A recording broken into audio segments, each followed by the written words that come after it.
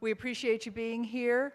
I'm Maryanne Culpepper. Many of you will know me from my many years at National Geographic. I'm now returned to independent filmmaking and am working on natural history films, and I'm delighted to be here today. For those of you who have been here for the Great Apes Summit over the past few days, I think you agree it's been an amazing and very eye-opening experience. For those of you who are just joining us, this is, to me, is a really exciting session because it is an opportunity to hear from some of the people who are working in the field. For us as filmmakers, these are the stories, these are the things that we love to make films about. So I'm going to get right to the speakers. Our first is Mary Humphrey, who's the Chief Executive Officer of Jane Goodall Institute USA. Mary leads and oversees JGI's scientific research and conservation work in Africa, as well as U.S. operations of Roots and Shoots, the organization's youth program. Prior to that, Mary served as the general manager of ePals Into Books, a national literacy program serving 3rd to 5th graders, and has held executive positions at several large and startup technology organizations, including AOL, Revolution Health, and Third Age, where she was overseeing program strategy, development, marketing, project management, reporting, and analytics. Mary. Good morning. How are you? Thank you for coming. It's really great to be here. So my conservation journey for great apes and chimpanzees in particular started here with Jane. And it was Jane who first realized and recognized the interconnectedness between humans and chimpanzees and apes. And it was also Jane who recognized the need for an integrated approach to conservation. What is the point, after all, of saving chimpanzees if you don't also help the people? And importantly, Jane also recognized the importance of every single individual in saving the species. Indeed, she's shown us all the power of one individual in making a very, very big difference. Now, while Jane certainly inspires all of us, and certainly me, and gives us hope for a much brighter future, today I'd like to introduce you to 3 real conservation champions from Africa. These are people I've met on my most recent trip. They inspire me every day, and they inspire me to believe that we really can make a difference if we work together. JGI's conservation approach started here on the shores of Lake Tanganyika in western Tanzania near Gombe, the Gombe Stream Research Center. And it builds on Jane's philosophies and broadly includes community-based conservation and environmental education. Importantly, we build on the premise that the very best place to integrate the needs of chimpanzees, the environment, and also people is at the community and, in fact, the individual level. We don't parachute in with preconceived solutions or assumptions. Rather, we go into communities and we bring expertise and we facilitate and we work with communities to create their own customized, holistic plans that meet not only their needs, but also help us conserve chimpanzees.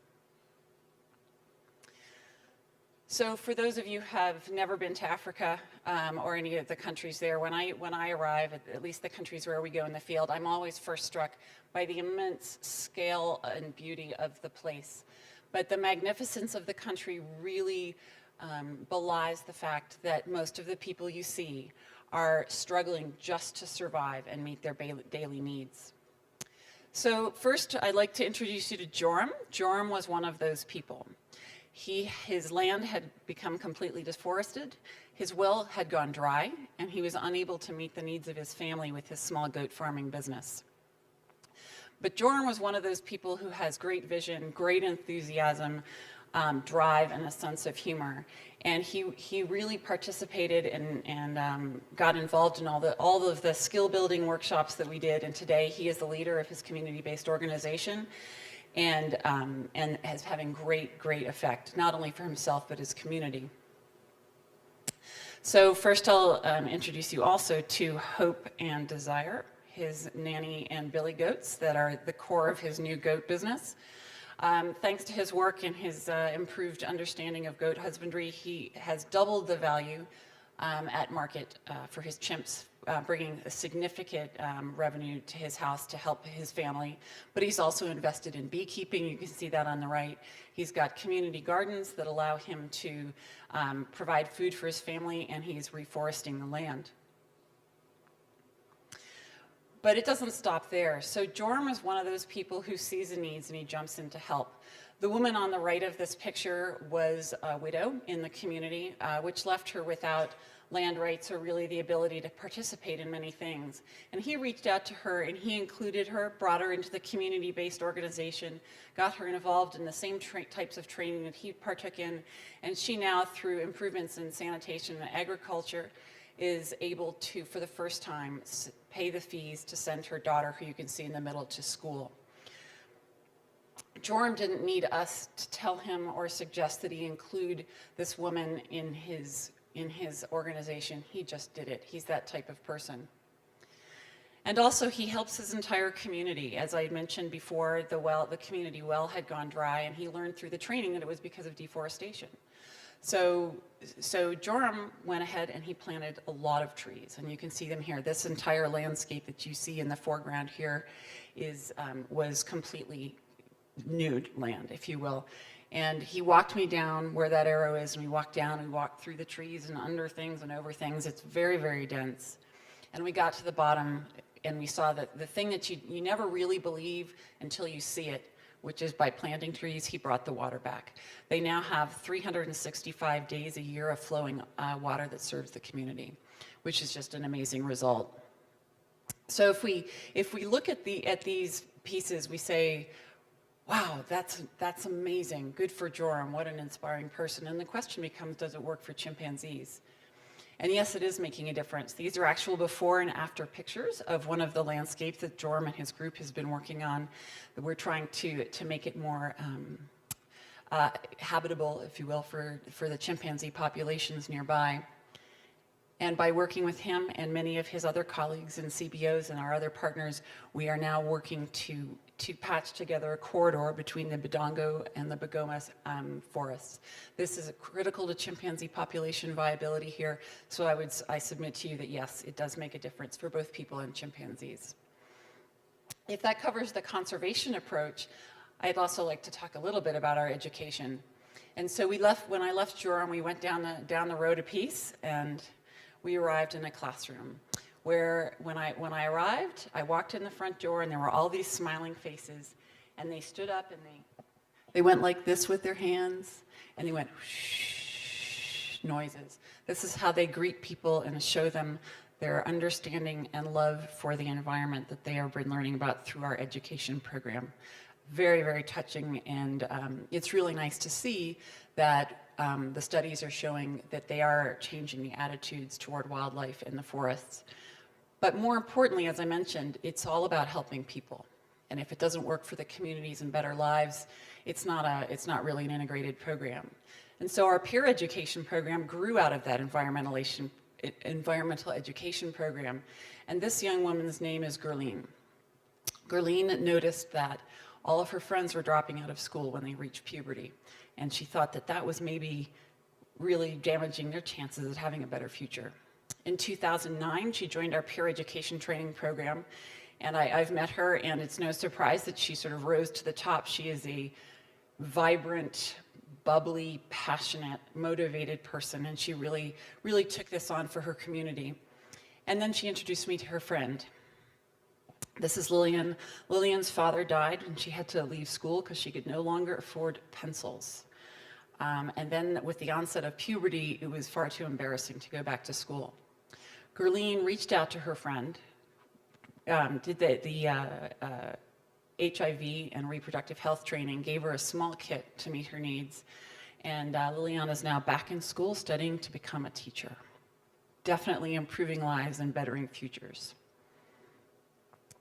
So I'll take you from here to meet a third conservation superhero. His name is Super Kodo.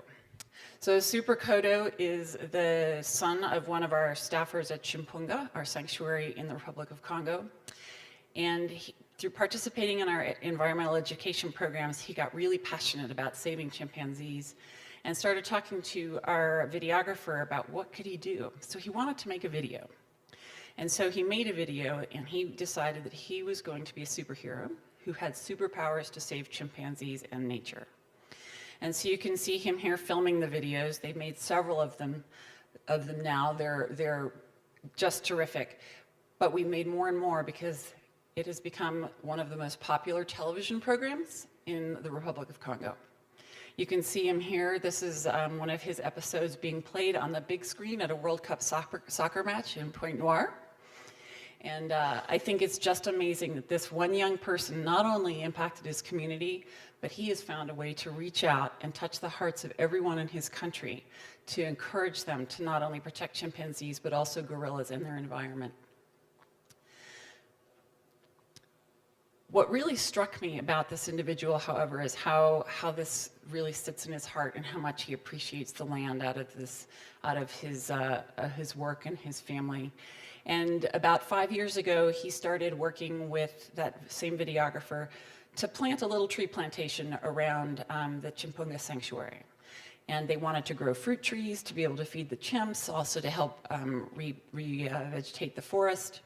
And you can see him and his friends here planting trees. They've planted hundreds of them. And in 2012, when I went to visit, the fruits, they were really starting to see the fruits of the labor. The trees were between sort of hip high on me and shoulder high. And it was great to see. I wanted to go back and visit the summer, but just before I arrived, a brush fire at the sanctuary destroyed the entire plantation. This was devastating to everybody who'd put in all of this work. Everyone was just crushed. But then I went to Super Koto's classroom and I had a chat with him and I said, well, so what are you doing for summer vacation? And he said, I have convinced my friends and we are all going to walk from our village 10 kilometers each way every day with 2 watering cans full of water apiece and hand water those trees and bring them back to life. You can see them here with all his friends on the burnt-out landscape. But you know what? We're already starting to see the fruits of his efforts. You can see at the bottom that the trees are starting to come back to life, and our rough count is about 50% of them so far coming back. Truly an incredible individual who is making a difference for everybody. So in this day and age of action plans and strategies and monitoring and evaluation, it's sometimes easy to lose sight of the people who are actually on the ground making a difference.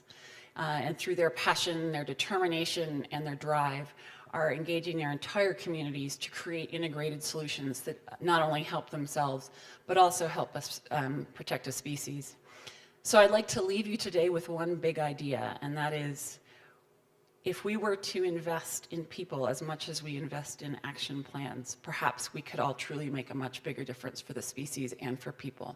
Thank you very much. I love Super Koto. I've been waiting for reveal Super Koto all week. I think he's fabulous. Okay, next we have Jeff Dupain, who is the director of the African Wildlife Fund's African Ape Initiative. Jeff Dupain started his career as a primatologist and conservationist in 1994 for the Royal Zoological Society of Antwerp and developed great ape conservation projects in the Lamako Forest, DRC, and in the northern periphery of the Dja Faunal Reserve in Cameroon. These projects focused on great ape conservation in non-protected areas in collaboration with the local communities.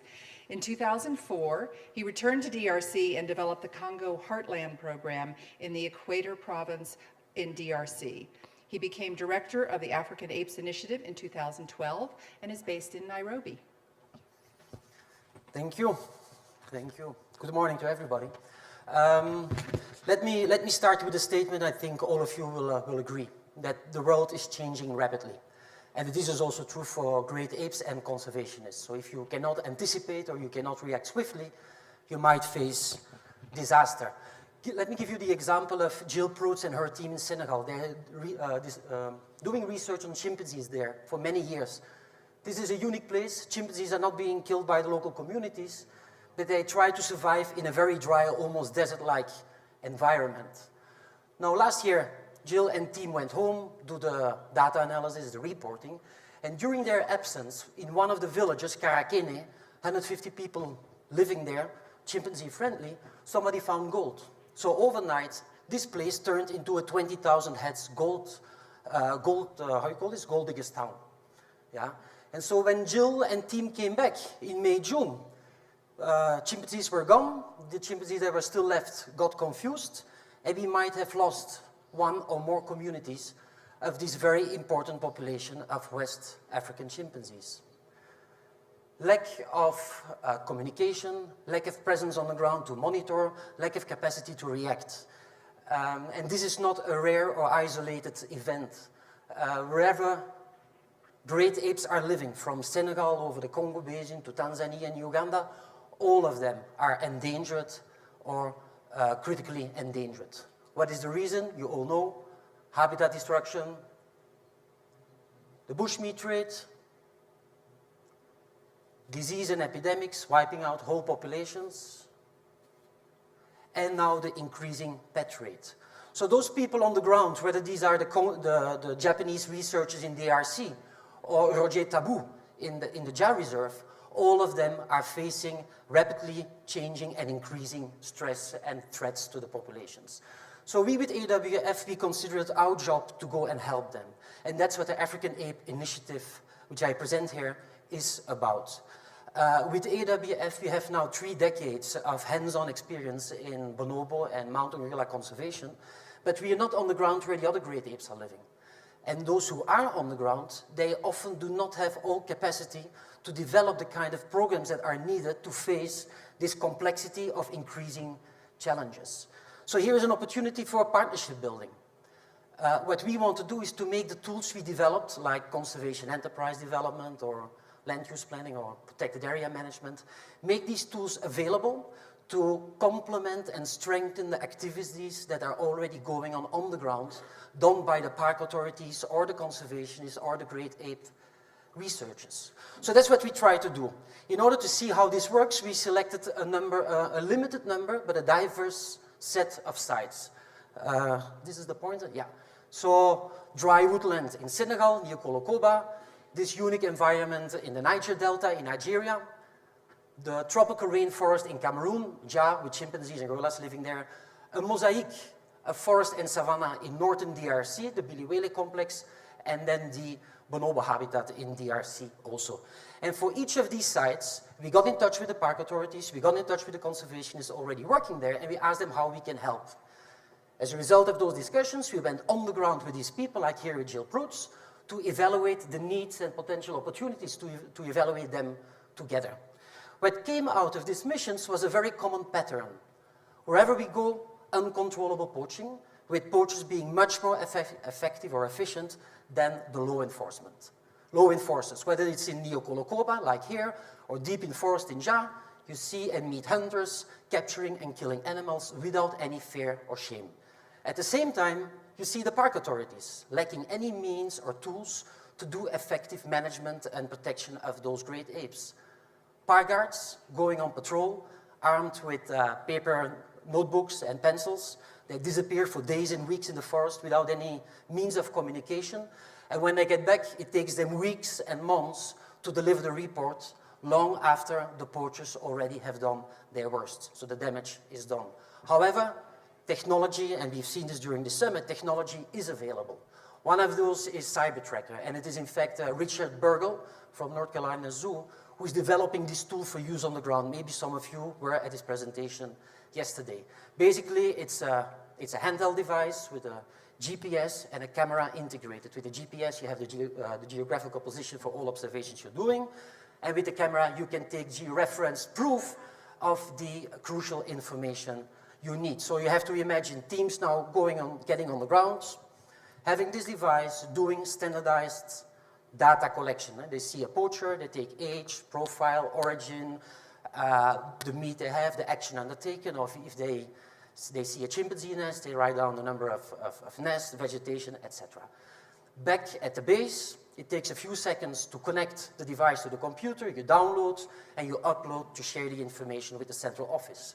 And we then, with AWF, in our GIS lab in Nairobi or in Washington, we can put the georeference information on maps, send the maps back to the park manager, and help him to decide, to take best decisions how to deploy his anti-poaching team. And that's what we're doing right now. This is the guy without the uniform. It's Alain Lushimba. It's our Congolese expert in the development and the use of CyberTracker. He has been developing the use of this tool in the Lomako Yokokala Fauna Reserve in DRC. But he's now also training others. In June, a few months ago, we went to Senegal, trained 20 guards over there, and rolled out the system as a trial in a sector, in the eastern sector of the Niokolo-Koba National Park. And in August, a month ago, we went to Ja, Cameroon, trained another 20 guards there and a conservateur. And as usual, we went with them for 2 days into the field to do a test run. Now, this test run turned out to become a not so positive but surprising fact-finding event. We immediately ran into poachers, heavily loaded with bushmeat. In 24 hours, we arrested 15 of them. And as you can see on this picture, we didn't expect this. Most of them being young boys, crossing large distances from the middle of the protected area to the neighboring villages to go and sell the bushmeat over there. So now we are discussing with the conservateur how we can use these new tools to tackle this specific issue. It will not be easy, and many people already wanted to give up on the job, but I can tell you the guards there, they are hardworking and highly motivated, and we continue working with them. And so for AWF and for the African Ape Initiative, it's our mission to stay in touch with those people, to discuss with them on difficulties and on progress, and to get on site if needed to improve or for solution seeking. So that's where we are today. We are rolling out in Senegal, we are reaching out in Ja, we are doing this in Lomako. In the next few months, we will reach out to Nigeria. See, Rachel Ikeme is there, and we will also do this in Biliwele. But we don't stop there. The most important comes now, in the last minute of this presentation, is that we want to bring these people together. So in the next few months, Park Authority, conservationists, great ape researcher from Senegal, Cameroon, Congo, we want to bring them together and we will invite them to discuss with us very open and frankly how we can improve the kind of partnership we try to develop to better protect the great ape, the priority great ape populations. And after the discussion, we want to take them all together into the field, to Lomako, so that these people from Senegal and Cameroon, Congo and elsewhere, that they can discuss amongst them the strengths and the weaknesses of the development of this new tool. And I want to end with this one, because it's very important to bring people together into the field, because whatever high-tech, new technology you want to introduce, mud will always remain muddy, and when there is humidity, you will start sweating, and when you have to cross rivers like here in Lomako, you will always get wet. So conditions are difficult, and I think that collaboration, partnership, and bonding will and will always remain important. Thank you.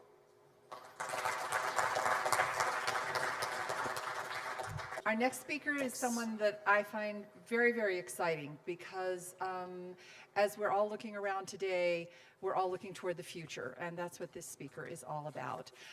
Madison Vorva is a freshman at Pomona College in Claremont, California. She is also an environmentalist, a youth activist, and a Girl Scout, and a totally remarkable young woman who isn't daunted by the word no. She has traveled to Cambodia as an American youth leader for the State Department, to Colombia to learn about human rights aspects of palm oil, and she volunteered at an orphanage in China. She has appeared in the Wall Street Journal, Time Magazine, and ABC World News, and today she's going to tell you why. Thank you so much for having me today. I'm so excited to be here. I want to start off with a question. Raise your hand if you've ever eaten a Girl Scout cookie before or you were once a Girl Scout. It's hard to see, but I see a lot of hands in the audience. Now, how many of you know that the palm oil in those cookies is contributing to orangutan extinction, the endangerment of thousands of species, human rights abuse, and massive deforestation? I didn't until 7 years ago when I was 11 years old and I set out to earn my Girl Scout Bronze Award project. This is my friend Maryanne. We met in 7th grade on our basketball team, and we quickly learned that we were both Girl Scouts, and we wanted to earn this Bronze Award project together. And so in order to do this, we had to pick a cause that we were passionate about and raise awareness in the community. Jane Goodall has been my hero for my entire life, and I was inspired by her work with the chimpanzees. And so I decided that our Bronze Award project was going to be about another great ape, the orangutan. And I quickly learned, after doing my research, that the orangutan's rainforest habitat in Indonesia and Malaysia is being cleared for these massive palm oil plantations. In fact, 40 million acres of these peatlands and forests have been cleared. And I learned that all of the greenhouse gas emissions that have been released from the peats being burned and the forests being cleared are more than all of the transportation, all of the cars and the trains and the transportation in the United States combined. So that's a huge, huge carbon emission. One night, we were having a sleepover and we came across these images of dead orangutans who had entered these plantations in search of food. And these pictures truly changed my life. I was shocked. These individuals are incredible, and I realized the full magnitude of the situation and the true hopelessness that this incredible species is facing, and so it became our mission to do something about it. So all of the companies you see on screen use palm oil. In fact, 50% of the products in our grocery stores use palm oil, and we wouldn't know it in some cases because palm oil could be labeled as vegetable oil or a derivative like sodium lauryl sulfate. And so I began going grocery shopping with my mom and looking at the ingredients labels and looking at the products in my own pantries. I was shocked to see how common palm oil is in the products that I use every single day. So out of habit, I flipped over a box of Girl Scout cookies, and I had sold Girl Scouts cookies since first grade. I've been a proud member of the organization for almost my entire life, and there it was, palm oil, and I was shocked because this is an organization whose mission statement includes to make the world a better place and to use resources wisely. And so I said, Girl Scouts, it's time for a great organization to be even better, and it's time for you to live up to your own mission statement. And so Maryanne and I, we weren't sure how we were going to get the organization to make this change, but we had passion, and it's been that passion and dedication that has driven this cause for the past 7 years. And so we started small. This is a picture of us, a very embarrassing picture, of our first presentation, our first poster board. And we went out in our local communities and we talked to our peers and students and teachers, and we had a petition. And the petition was asking Girl Scouts to either take the palm oil out of their products or to have a source of palm oil that wasn't contributing to deforestation and human rights abuses.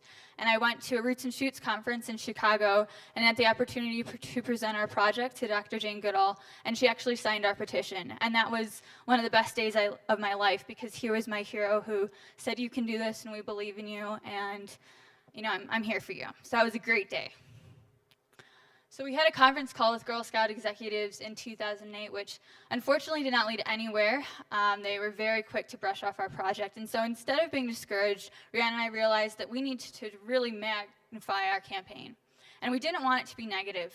I could have called for a boycott and gotten a few headlines and, you know, really tried to stir the pot, but this is an organization that I'm proud of and that overall does a lot of incredible work. And we need the Girl Scouts because now more than ever, we need girls to be leaders. And so Maryanne and I wanted to engage our peers without asking girls to not sell cookies. And so we created a Rainforest Hero Badge where girls could learn about the palm oil issue, learn about the rainforest connection and the cookie connection, and wear the badge on the back of their vest in support. And we also had a puzzle piece campaign where hundreds of scouts across the country were decorating blank puzzle pieces, explaining why it's important to protect our rainforests. So Roots and Shoots taught me something very important, and that was to take a holistic perspective to service. And so when Maryanne and I were magnifying our efforts, we wanted to look at the palm oil issue from the perspective of people, animals, and the environment. And when we were magnifying our message and reaching out to organizations, we reached out to a lot of them, environmental groups and orangutan groups and human rights organizations. And together we designed online accessible social media campaigns. And through change.org, which is an online petition website, we had over 70,000 consumers sign our petition to ask the Girl Scouts to do the right thing and use a deforestation-free source of palm oil. And we got really creative. We went to the White House and asked the First Lady to support our efforts. She's the honorary president of Girl Scouts USA, and unfortunately she hasn't made a statement yet, but I'm still hopeful that she will someday. So all of this started really gathering some national attention, and this was my sophomore year of high school. We were on the CBS Early Morning Show and Time Magazine, Wall Street Journal, NPR, all over the place. And what this really allowed us to do was take something as iconic and loved as the Girl Scout cookie and spark a national conversation about palm oil. And one of the biggest goals, the largest goal of our campaign, was to have the largest impact possible. So the Girl Scout cookies, they use palm oil, but companies use a lot more palm oil than they do. And so their bakers, Kellogg's, we wanted to pressure them and mention them because they should have a palm oil policy for their entire supply chain.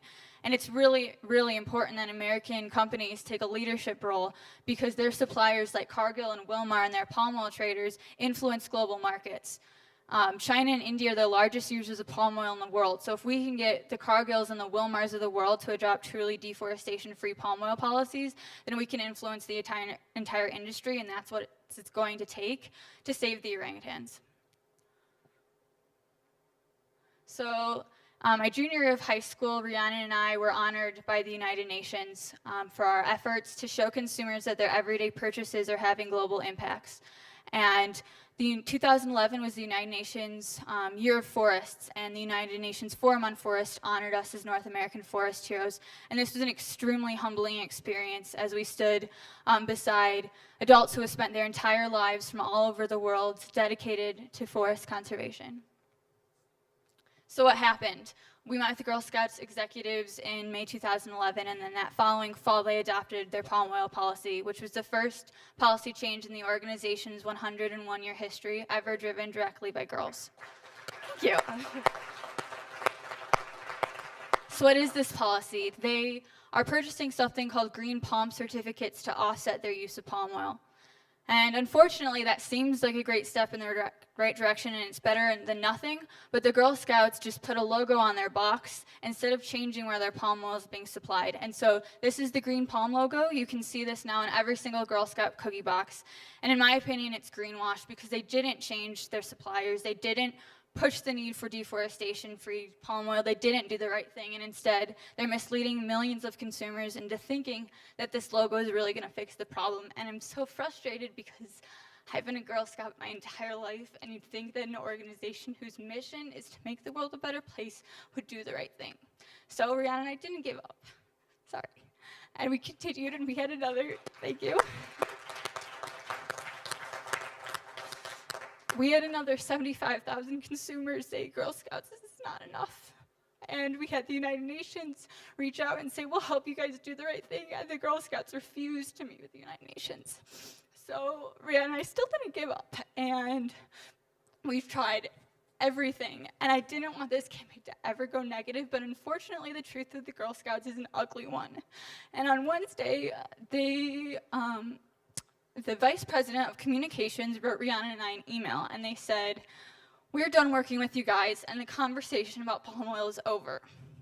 And collectively, since 2009, our staff have spent hundreds of hours trying to address the palm oil issue, and we're done. And, you know, here I am. I've spent almost half my life on this, and you'd think they would listen to their own members. And our ask isn't impossible. We had Nestle, who's actually taken a leadership role on palm oil. We had the nonprofit, the Forest Trust, who's responsible for their policy, say, we'll help the Girl Scouts do the right thing. And so what we're asking is hard. It's a hard ask.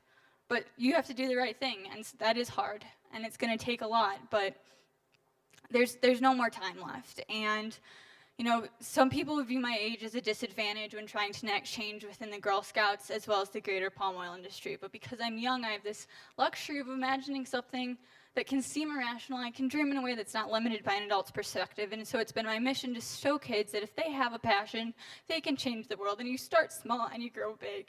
So I'm here in front of all of you to ask for your help today, because this development with the Girl Scouts is very recent. And I need anyone that can help to bring the visibility back to this group, to any of the filmmakers out there, to talk about palm oil. It's not just in Indonesia, it's coming to Africa.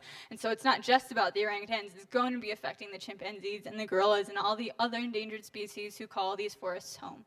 So thank you so much for having me. I'd like to urge everyone to write a letter to the Girl Scouts or to Kellogg saying it's time for deforestation-free sources of palm oil, and to truly become responsible for your own purchasing decisions. Thank you very much. And our last, and certainly not least, is a speaker is someone that you may know, many of you. Julie Sherman is the Executive Director of Pan-African Sanctuary Alliance, PASA. Julie has led conservation programs for more than 16 years, including serving as project manager for the Pew Charitable Trust's Global Conservation Initiative, a partnership to protect marine and terrestrial ecosystems and imperiled species throughout the developing world. She spent 6 years as the executive director of a nonprofit dedicated to preserving Arizona's natural and cultural resources. Julie has conducted field studies on feeding ecology of capuchin, saki, and red howler monkeys in Venezuela, and birds and fruit bats in American Samoa. She has been the executive director of PASA since March 2012. Hi, everyone. Thank you so much for having me. I have a bit of a cold. I'm going to try to get through this without squeaking at you, but I can't promise that. My name is Julie Sherman, and I am the executive director of the Pan-African Sanctuary Alliance. We've been mentioned a few times during this workshop, so I want to tell you a little story about what we're about. One of the things that we do is provide training, materials, and funding for a network of sanctuaries across Africa. And we had this year in Cameroon our annual conference for African conservation educators. And one of the amazing things that happened during that conference is that we brought in a Cameroonian translator. A lot of people in Cameroon speak French, so he was translating from French to English for us. And he's a local Cameroonian professional translator. He worked with our educators for a week. And at the end of that week, we shared stories together about all the work that they were doing with their local communities that was changing the hearts and minds of the people who lived in these forests with these great apes. He heard stories from places like Lola ya Bonobo in Democratic Republic of Congo, where their education work led to a bushmeat hunter turning in his gun to them after he had heard their stories about protecting bonobos, and he felt that he wanted to no longer hunt them. So after we shared these stories, the translator, raised his hand and said he just wanted to admit to us that he himself was a bushmeat hunter and his family had hunted bushmeat. And after working this week with us, he was so inspired by the stories of these African primates and the work that our educators were doing with communities that he was committing to never hunt bushmeat again. And he was going to go home and talk to his family to ask them not to hunt bushmeat. And further, he was so taken with all the work that these educators were doing with their local communities to protect their local forests and value the primates that lived in them, that he was considering a career change and wanting to become a conservation educator. So who we are is a network of 22 trained and professional sanctuaries across sub-Saharan Africa. We work with a network of global experts, and we are trying to protect Africa's primates and their habitat. The most important thing for you all to know about PASA and why we're different is that we're accredited sanctuaries. We developed with this network of global experts and with member sanctuaries a system of globally recognized standards for care and rehabilitation of these animals. And so we inspect and accredit our sanctuaries so you know, as funders, as filmmakers, as conservationists, as law enforcement officials, that when you're dealing with a PASA sanctuary, you're dealing with a trained and professional sanctuary. It's not a menagerie in someone's backyard. It's someone that's living up to these excellent standards. So PASA is actually a key part of the fight against illegal trade in great apes and other wildlife in Africa. Without sanctuaries, governments in Africa simply don't confiscate illegally held wildlife, including great apes. What they rely on is this network of sanctuaries to take these animals to be cared for. And further, our sanctuaries, because they live and work in these communities permanently, are able to establish these intelligence networks with local communities, with law enforcement authorities. We work very closely with PALF and LAGA and other members of the Eagle Network. So community members and law enforcement officials are able to come to the sanctuaries and let us know when there's animals that need to be rescued so we can support those law enforcement services. I apologize for this terrifying picture. This is, in fact, the condition that a lot of these animals come to PASA sanctuaries in. On your left side, you're seeing a chimpanzee that was rescued from Angola. These animals often come to PASA sanctuaries in really degraded condition. This animal's very malnourished. This takes special care to deal with this. We have an annual veterinary training program. We're training local African veterinarians and veterinary technicians to very high standards so that they can care for these animals. That is the same animal that you're seeing on the right. He's happily living at a Pasa Sanctuary and obviously doing much better. Just a short story from our veterinary training program this year. We held that in Cameroon. Very commonly, wildlife officials from the countries where we hold these workshops come. And this year we had the wildlife veterinarian from the Cameroonian Ministry of Wildlife. So he spent a week with us at our training, and he commented to us on the last day that he got more out of his days with us, his 4 days with us, than he had gotten in his 2 years of formal veterinary training in Cameroon. So we're very proud of the work that we're doing with local veterinarians. As I spoke about at the beginning, we work on conservation education and community engagement. We're reaching more than 500,000 people a year across Africa. And because the sanctuaries are part of their communities, they're employing local people, they're an important part of the economies. So we're contributing more than $3 million a year to local economies across Africa and employing more than 500 people. And that's really important because we're actually bringing people from these local villages that are becoming a part of these sanctuaries, and they're working with their communities to develop a value for these local forests and local animals. So the man you see in the picture on the left is Jetta James. He works at a sanctuary in Cameroon. He's one of our superstar educators. He's been trained through PASA workshops for more than 10 years. He's now getting a master's degree. He's working with other superstar educators like Ate Wilson in Cameroon to train other folks from local villages to work with their community members, to value their local forests and the great apes that live there. A couple other people I want to mention because Lily Ajarova is in the room from Ngamba Island. Her educator, Silver Barungi, won the Disney Conservation Hero Award this year. He's been educating people across a part of Uganda where it's very common to eat chimpanzees and kill them for many other purposes. He's doing an amazing job. So we're very proud of our efforts to change hearts and minds across Africa. You see here some pictures of conservation programs with children in Sierra Leone and in Cameroon. I also wanted to share another story from Uganda. One of the things that came out of their program to educate school children on conservation and protection of great apes is that a child who participated in that program was walking home through the forest, found a chimpanzee caught in a snare trap. It was live.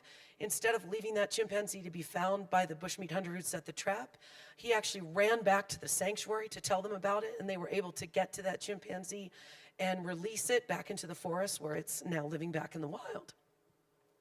So I just want to wrap up with a couple things that you can do. I know we talked so much at this workshop about all the things that we need to do together with governments, with law enforcement, long-term solutions, extreme conservation ideas, but I wanted to leave you something with that you can each do personally today.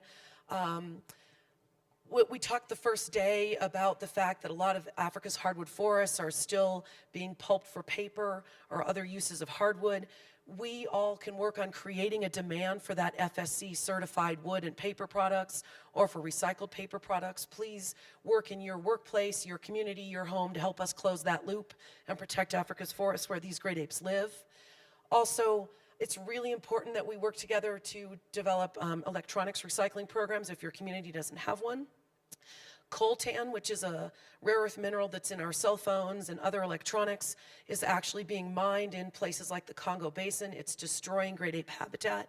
We can really make a difference if we work together to make sure these products are recycled.